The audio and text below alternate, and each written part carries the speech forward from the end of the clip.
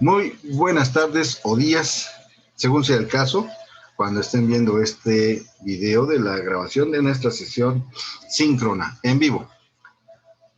Somos Prepa en línea CEP. Estamos en el módulo 12, Matemáticas y Representaciones del Sistema Natural. El título lo dice todo. Unidad 1, estamos en la semana 2. Matemáticas y Representaciones en un Sistema Natural. Vamos a ver la matemática. Ojalá fuera del amor, ¿verdad? Pero lo hago con mucho amor esto, entonces no se preocupen, sí tiene que ver la gráfica con esta sesión. Soy el facilitador, maestro en ciencias e ingeniero electricista, Salvador Dueñas Martínez. Somos el grupo M12-REC-310-521-002.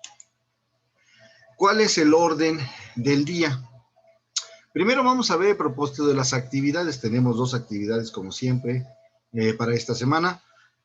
Hoy vamos a ver la actividad integradora número 3, el foro aprendiendo y dudas de esta actividad integradora número 3. Ojalá aparezca alguien por ahí para que me digan si se está grabando, si se ve, si la comunicación es correcta. Propósito. Reconocer conceptos relacionados con el electromagnetismo. Aquí yo lo estoy utilizando, el electromagnetismo. No sé si se alcance a ver. Ah, qué rico. Ahí lo estamos viendo. Aquí está trabajando la electricidad que estoy tomando del contacto y el magnetismo que se está generando. Entonces las aspas siguen ese magnetismo que está dentro del cuerpo del motor, un proceso magnético, electromagnético muy interesante. Eso es lo que vamos a reconocer aquí entonces. Entremos de lleno.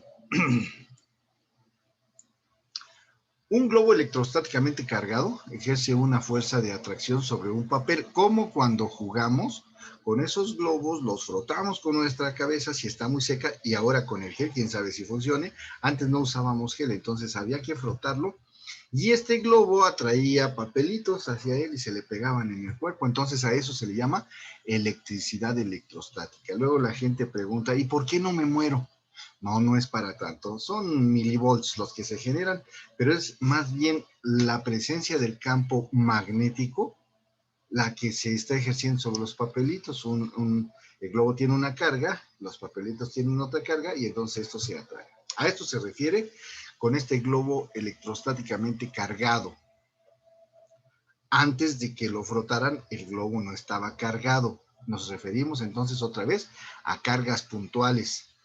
Esas cargas no existen solas en el universo, como las hemos estado analizando con la ley de Coulomb, pero sí en un vacío. Entonces se contemplan esas cargas en el vacío.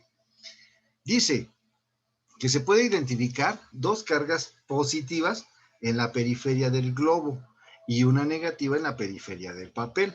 Entonces, el globo tiene la carga positiva y el papel tiene la carga negativa, y entonces, como son dos cargas diferentes, se atraen, como los imanes con los que estuvimos jugando la vez pasada. Las cargas del globo y del papel están colocadas en los vértices de un triángulo equilátero. Fíjense bien, esto ya es imaginación. Las cargas del globo y el papel están colocadas en los vértices de un triángulo equilátero cuyos lados tienen una longitud de 7 centímetros. Quiere decir que imaginariamente le vamos a quitar cargas al globo y cargas a los papeles. Recordemos que son cargas muy pequeñitas que el ojo humano no puede ver, pero tenemos que usar la imaginación para este ejercicio. Las vamos a retirar del globo y del papel y las vamos a colocar en un triángulo equilátero. El triángulo equilátero es aquel triángulo que todos sus lados son iguales. Y entonces dice cuyos lados tienen una longitud de 7 centímetros. El lado 1, el lado 2 y el lado 3. Tal como se muestra en la siguiente figura que vamos a analizar. Se sabe que la carga Q1 tiene polaridad negativa, con un valor de 20 microcoulombs. La carga Q2 tiene una polaridad positiva, con una magnitud de 10 microcoulombs. No son la misma carga. Y la carga Q3 también tiene una polaridad positiva con una intensidad de 30 microcoulombs. Entonces aquí en esta situación del globo, nosotros vamos a analizar esas cargas como si las extrajéramos del material del globo y del papel, y las vamos a colocar en un triángulo equilátero, y entonces en los lados las distancias entre las cargas van a ser iguales. Miren, vamos a analizar el siguiente diagrama.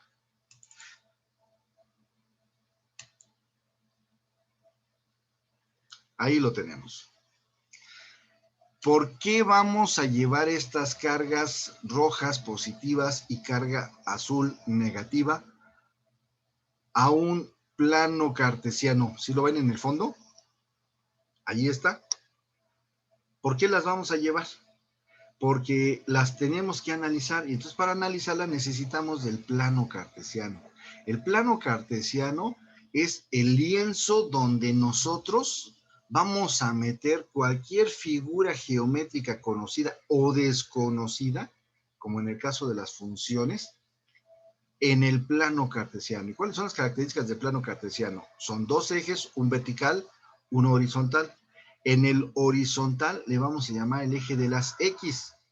La X cuando vale 0 o negativas cuando valen positivas hacia la derecha. Las Y puede valer 0, la Y, pero si es un valor positivo se traza hacia arriba y hacia abajo. Entre estas líneas, la horizontal y la vertical, hay un ángulo de 90 grados en cada uno de los cuadrantes. Entonces, metemos aquí las cargas para analizarlas desde el punto de vista geométrico. ¿Qué es la geometría? La medición de la Tierra, decían los anteriores, ¿no? Pero entonces vamos a analizar aquí un triángulo rectángulo, de acuerdo a la geometría. Perdón, un triángulo equilátero, de acuerdo a la geometría. Entonces, al tener esta figura, que es el triángulo equilátero, dentro del plano cartesiano, ya podemos analizar, de acuerdo a las distancias que tenemos, qué pasa con estas cargas. Y entonces, al considerar la distancia de 7 centímetros, la vamos a convertir a metros. Entonces, en notación científica, 7 centímetros son 7 por 10 a la menos 2 en metros. En centímetros son 7. En metros es 7 por 10 a la menos 2 metros. Como ya lo habíamos analizado en la primera sesión, es 7 punto por 10 a la menos 2 metros, pero si quiero convertirlo, ya quitarle la notación científica, el punto lo recorro hacia la izquierda porque el exponente es negativo. Una, dos veces y adiciono ceros. Entonces sería 0.07 en metros. Esto es unidades similares. Discúlpenme, son unidades similares, pero utilizo la notación científica para decirlo de diferentes maneras. Porque usamos centímetros, metros con notación científica y metros de forma decimal. Dicho lo anterior, entonces ya tenemos las cargas aquí de lo que era el globo, dos cargas del globo y la hoja del papel. Y lo vamos a analizar en este triángulo equilátero. ¿Qué dice aquí? Determina, fíjate bien. Ahí está, sí se ve. Determina la magnitud de la fuerza de atracción resultante que ejercen las cargas Q2 y Q3 sobre Q1. Me regreso. Q2 es positiva, Q3 es positiva. Y entonces ejercen una fuerza de atracción representada por el lado del triángulo equilátero y este otro lado del triángulo equilátero que están atrayendo cada una, porque son negativas, están atrayendo cada una de forma independiente Q3 sobre Q1 y Q2 sobre Q1, una fuerza de atracción que se representa por el lado de un triángulo equilátero. Para eso entonces hicimos esa analogía y lo metimos al plano cartesiano. Después nos dicen, determina la magnitud de la fuerza de atracción. ¿Cuáles dos cargas son positivas sobre la carga negativa? La fuerza de atracción resultante que ejercen las cargas Q2 y Q3, esas dos cargas positivas, sobre Q1, que es la carga negativa que está en el papel, y el ángulo del vector de la resultante. Aquí estamos hablando ya de vectores. No me quiero ir sin antes explicarles lo que es un vector. Yo aquí voy a usar siempre cosas que para mí son normales, porque si no, entonces no tiene caso. Vean bien, tengo aquí un desarmador o destornillador, los más elegantes. Es para un desarmador que tiene cabeza en cruz. A la hora de que vamos a imaginar que mi dedo sea el tornillo y con el desarmador yo aplique fuerza, Fíjense bien lo que estoy haciendo. Estoy aplicando una fuerza que está reteniendo mi dedo. Vean cómo se ve la fuerza. Allí es mucha fuerza la que estoy aplicando. ¿Cómo puedo representar esa fuerza? Pues hay un vector que sale de aquí, del mango, y ¿dónde culmina? Aquí, en la punta del destornillador. Vean cómo queda el dedo. Entonces, eso es lo que hacemos nosotros para atornillar, aplicar un vector de fuerza desde el mango, vean bien, hasta su punta. Entonces, si yo quisiera representar la fuerza que ejerció mi mano sobre este desarmador para apretar un tornillo de cruz, tendría que poner un vector de fuerza. Y a eso se refiere esta actividad integradora que tenemos aquí nosotros, la número 2, donde nos dice cuál es la fuerza de atracción. Entonces, sobre de esa carga negativa, las cargas positivas están ejerciendo fuerza. Discúlpenme si ven el video, soy tartamudo, por eso hablo un poco mal, discúlpenme. Utiliza el plano cartesiano, fíjense bien, por eso dijimos, las vamos a meter en el plano cartesiano, para graficar el resultado de la magnitud de la fuerza de atracción. Vamos a retomar el valor de la constante K, que se no cambia, es universal, es igual a 9 por 10 a la 9 Newton metro cuadrado entre Coulomb al cuadrado. Esta es la constante K que vamos a aplicar en la ley de Coulomb para calcular la fuerza. Luego entonces vamos a convertir cada una de esas cargas. Tenemos que la carga 1 es igual a menos 20 coulombios, que también lo podemos reescribir como menos 20 por 10 a la menos 6, porque era micro. Y al convertir el micro a unidades, entonces tenemos que decir que son menos 20 por 10 a la menos 6. Adicionamos este prefijo de la notación científica y sus unidades. ¿En qué unidades medimos la carga? En coulombs. Lo mismo hacemos para la carga Q2. Lo mismo hacemos para la carga 3, conservando el signo. Dijimos que la carga 1 era una carga del papel y era negativa. Aquí está el signo negativo, por ello lo ponemos aquí. Luego tenemos cargas positivas aquí, cargas positivas acá, y lo mismo, convertimos microcoulombs a coulombs, entonces ponemos aquí por 10 a la menos 6. 20 microcoulombs son 20 por 10 a la menos 6 coulombs. Es una cantidad pequeñita, estamos hablando de cargas. Luego nos daban otro de los parámetros que vamos a necesitar aquí, que es la distancia entre ellos. De la carga positiva y positiva a la carga negativa hay una distancia equidistante, que es la misma, 7 por 10 a la menos 2 metros. Entonces ya tenemos todo listo para que podamos utilizar nuestra fórmula de la ley de Coulomb. Muy interesante el video, ojalá les haya gustado ver el video que les dejé ahí, que les compartí. La historia de estos científicos es una historia muy bonita porque viven en lugares muy bonitos, tienen todas las bibliotecas del mundo a sus órdenes, se comunicaban por cartas con otros científicos. Es muy interesante lo que hizo Coulomb para determinar esta ecuación. Dentro de esa fórmula, fíjense bien, aquí va a ser importante que nosotros hagamos una referencia de quién contra quién estamos viendo qué fuerza de atracción hay. Entonces dice, sustituimos datos para calcular la fuerza entre la carga 1 y la carga 2, Q1 y Q2. Pero lo denotamos aquí como la fuerza entre la carga 2 y el 1, por eso esta notación F21. No es F21 de una estación de radio, no tiene nada que ver.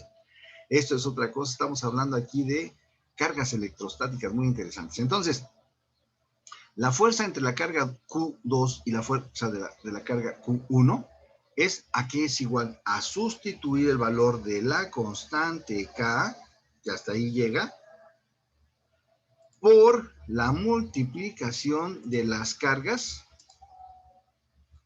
Aquí está la multiplicación de las cargas con sus respectivos signos. Esta es la carga negativa y esta es la carga positiva. Primero vamos a analizar la fuerza entre la carga 2 y la carga 1. Ya después haremos otro análisis con las otras dos cargas. Entonces, entre la carga 2 y la carga 1, representada por este vector, nos decían en la información, aquí estamos multiplicando las cargas, multiplicando la constante y dividiendo entre la distancia de las cargas, que en este caso es la 2 y la 1, carga positiva y negativa, ya mencionada. Entonces, vamos a hacer el análisis dimensional de las unidades. Dice que aquí hay Newton por metro al cuadrado entre Coulomb al cuadrado. Coulomb por Coulomb, las reglas de los exponentes que veíamos la semana pasada, que decía que si la variable era la misma que le pasaba a los exponentes, se sumaban. Por eso es que aquí abajo aparece coulombio al cuadrado. 1 más 1, 2. Y la misma variable, que son coulombs.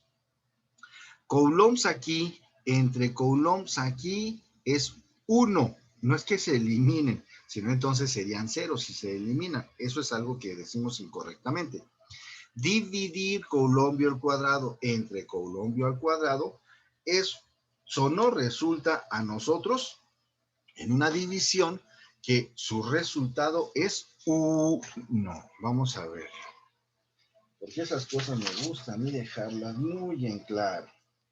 Estoy escribiendo coulombio al cuadrado entre coulombio al cuadrado. El resultado es 1. Miren, a esto me refiero. Si yo voy a dividir coulombio entre coulombio, aquí lo estamos viendo en la imagen, Coulomb entre Coulomb, aquí estos dos, el resultado es 1. ¿Por qué? Porque para que yo pueda encontrar cuál es el número de adentro, recuerden, multiplico coulombio al cuadrado por 1, resulta coulombio al cuadrado. Coulombio al cuadrado menos coulombio al cuadrado, 0 aquí abajo. Y entonces el resultado de esta división no es este. El resultado de la división es este de aquí. Ahí lo tenemos. Entonces, los matemáticos luego confundimos. Coulombio al cuadrado entre coulombio al cuadrado se eliminan. No, el resultado es 1. Metro entre metro cuadrado es lo mismo que lo que acabo de hacer aquí, lo voy a hacer acá, pero en metros. Metro cuadrado dividido entre metro al cuadrado es 1.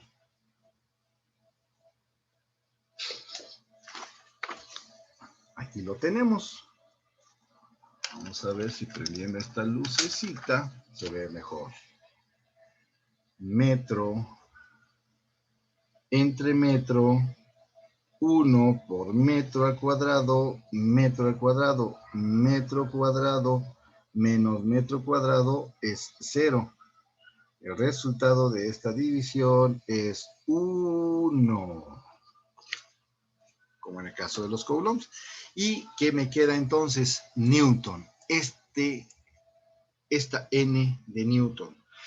Realizo la operación aritmética y me arroja una fuerza negativa entre la carga 2 y la carga 1 de menos 73.469 por 10 a la exponente 1. ¿Qué unidades? Lo único que me quedó, newtons. Y estos son de atracción. Aquí le puse mal, perdón. Disculpe. Correcto. Yo mismo me tengo que corregir. De atracción. De que se están jalando una a otra las cargas. Entonces decimos que este es su resultado aritmético y este es su resultado de unidades. Y este es el resultado de la fuerza de atracción que hay entre esas dos cargas que son de signos diferentes. Lo mismo vamos a hacer ahora, fíjense bien, aquí agrandé la imagen. Ahora la notación entre quién va a ser, entre la carga 3 y la carga 1. ¿Cómo le vamos a poner esa fuerza? Fuerza que hay de atracción, ya vimos, entre la carga 3 y la 1, entonces, aquí de una vez le corrijo, para que no haya ninguna confusión. Muy bien, espero no ser aburrido. Están durmiendo, acérquense siempre un cafecito para aguantar mi horrorosa voz. Dice entonces aquí que la fuerza entre la carga 3 y la 1 es volver a escribir el valor de la constante, la multiplicación de las cargas. Ahora observen, seguimos teniendo la misma carga 1, que son menos 20 por 10 a la menos 6 coulombs, que convertimos de micro coulombs. Y ahora la nueva carga es de 30 por 10 a la menos 6 coulombs en la carga 3. Y la distancia entre ellas dijimos que era la misma. ¿Por qué nos pusieron la situación imaginaria? Recordemos que las cargas, estas cargas en la naturaleza no existen así. No ando agarrando cargas positivas y negativas y las pongo en un triángulo. Esto es algo imaginario, simplemente para ejercitar y calcular la fuerza de atracción de la carga 3 a la 1. Lo mismo, análisis dimensional, ¿qué dijimos? Coulomb entre Coulomb es 1. Aquí lo recordamos. 1 el resultado. No se eliminan, donde se eliminan es aquí y se vuelve 0, pero el resultado de esta división es 1.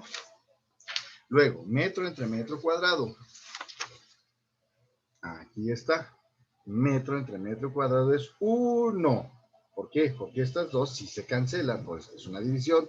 El resultado de esta resta es 0. Pero el resultado de la división es 1. Muy bien.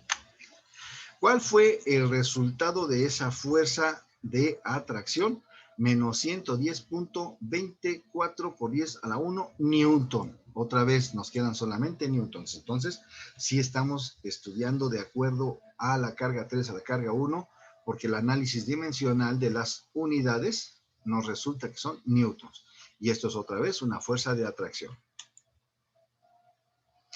Trazamos el paralelogramo para trazar la resultante, que es la resultante verde. Fíjense bien, aquí es un juego de geometría. Si yo tengo esta fuerza o este vector entre la carga 3 y la 1 y este otro vector que es diferente porque las cargas son diferentes, ya vimos que el cálculo de las fuerzas nos resultó diferente.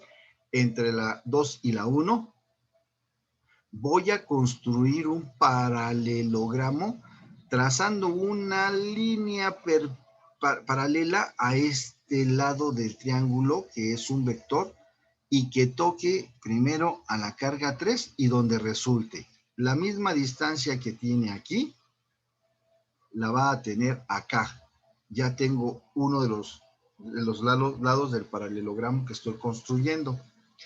Luego, me falta esta otra línea, que es otro vector, uno paralelo, y lo voy recorriendo hasta que toque la carga Q2, donde la flecha roja, que es el vector de el eje de las X, y el otro entre la carga 1 y Q3, ya formé un paralelogramo. Y entonces, para conocer la resultante de esta fuerza entre Q3, Q1, Q2 y Q1, va a ser iniciando desde la carga 1 y uniendo el otro extremo. Para eso construí el paralelogramo. Esta parte yo la construí a partir de este vector y este. Los pongo paralelos y ahora uno los vértices opuestos del paralelogramo. Con ello entonces, fíjense bien lo que acabo de construir. Olvidemos esta parte de abajo y me queda esta línea, que es este lado de este triángulo. Esta otra es este otro lado del triángulo. Y la resultante va desde aquí hasta acá. Como yo sé que este es un triángulo, obedece a que aquí tiene 30 grados, el otro ángulo es igual, 30 grados, y este ángulo tiene 120 grados. ¿Cómo lo sé? Porque además necesito calcular la relación de la resultante. La resultante es la línea verde, que va a ser el resultado de la acción de este vector de la carga Q3 con respecto a la Q1 y del otro vector de la carga 2 con respecto a la 1. ¿Cómo voy a calcular esa resultante? Bueno, pues entonces voy a tener que hacer uso, fíjense bien, de la ley de cosenos que ustedes están analizando dentro de la plataforma de Prepa en línea CEP para un triángulo oblicuángulo. El oblicuángulo es el que tiene dos lados muy semejantes o no tiene ningún lado semejante. Entonces, el equilátero era el que analizábamos. Dice, no tiene un ángulo de 90 grados. Este triángulo que nosotros acabamos de formar, vamos a verlo. No, no tiene ningún ángulo de 90 grados, tampoco no es un ángulo, un triángulo rectángulo. Bueno, para este tipo de triángulos, fíjense bien, por eso lo construimos de esa manera, está la ley de cosenos que permite calcular el tercer lado desconocido cuando se conocen dos lados y un ángulo. Vamos a verlo. Dice que entonces este ángulo de aquí son 30 grados. Nosotros dedujimos que eran 30 grados y 120 aquí. Entonces, ¿conozco este lado de este triángulo? Sí, corresponde al vector entre la carga 3 y la 1. ¿Conocemos este otro lado del triángulo? Sí, porque es este de aquí que dibujamos muy similar, idéntico al vector entre la carga Q1 y la Q2. Entonces ya nada más me falta calcular la resultante, que nos dice entonces que la letra B, que es lo que nosotros estamos buscando, sería el caso, fíjense bien, de B al cuadrado. Eso es lo que dice la ley de los cosenos. ¿A qué es igual? A, bueno, conocer el lado A conocido al cuadrado más el lado B, al cuadrado conocido también, menos 2 veces la multiplicación de los dos lados conocidos por el coseno de B. Nada más porque aparece aquí esta relación de trigonometría, coseno, entonces se llama ley de los cosenos, que me dice que yo puedo calcular uno de los lados de un triángulo conociendo los otros dos y un ángulo. ¿Cuál es el ángulo? Este de aquí, el de la letra B. Por eso entonces puedo calcular la B cuadrada igual a la A cuadrada más C cuadrada menos 2 veces A por C por el coseno de ese ángulo conocido.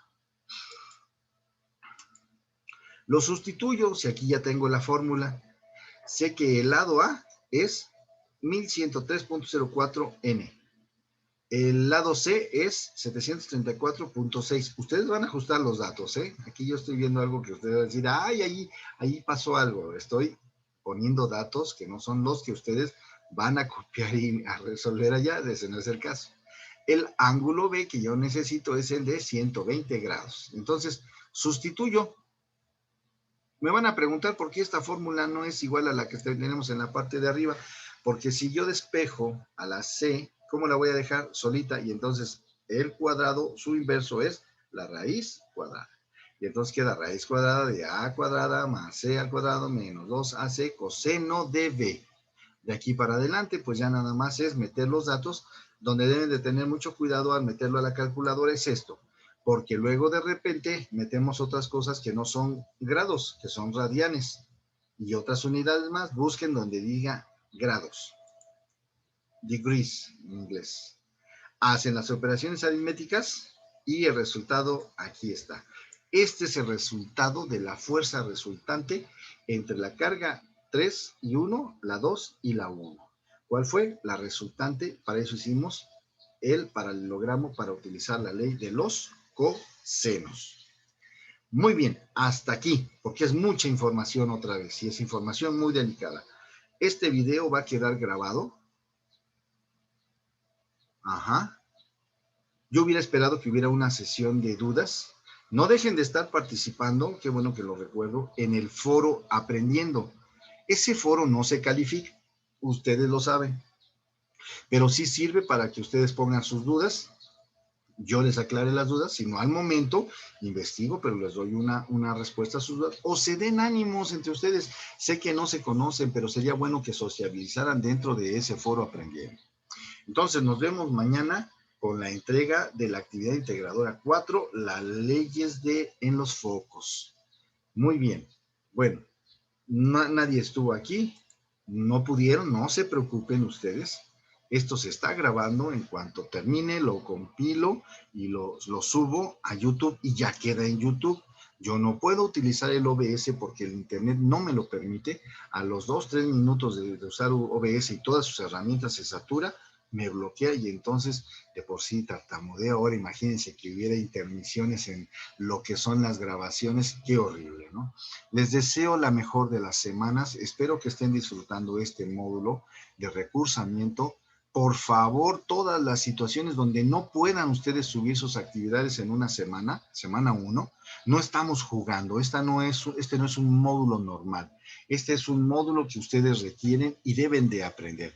Empatía es la palabra. Yo debo ser empático con ustedes y espero que me tengan mucha confianza para que podamos nosotros al final, primero que hayan aprendido, realicen sus actividades, participen en los foros, después hagamos un proyecto integrador y finalmente se lleven una calificación aprobatoria porque hayan aprendido algo. Es imposible que aprendan el 100%. Hay estudiantes de alto rendimiento que sí lo hacen.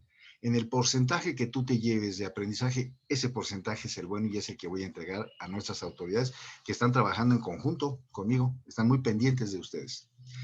Hasta luego.